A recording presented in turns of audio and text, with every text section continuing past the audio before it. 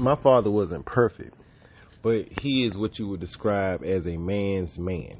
He was a man's man. He was all man. Nothing. The only time I could say he could have, his weakness might have been for his daughters and his grandkids, especially when he got older.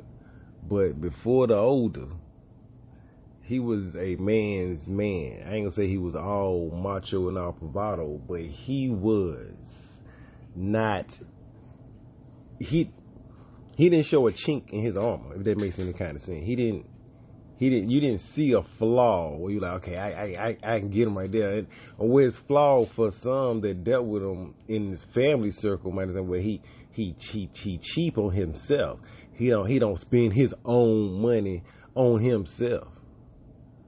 Think about that for a second. And a lot of ways he was just blunt. He was blatant to the truth. He didn't say anything to make you feel good. He told you exactly what you needed to hear. So in most cases, people would take the truth as being mean.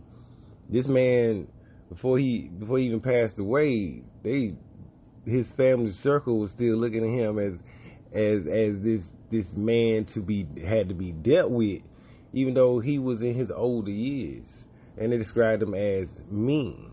As I got older and I became a father, a lot of things I thought about my father was quote unquote mean, but when I became a father and growing to become a man, I realized that everything he was trying to do was for my benefit. There's nothing he ever did that really tried to hurt me or break me down. If he did, it was to build me up to make me better.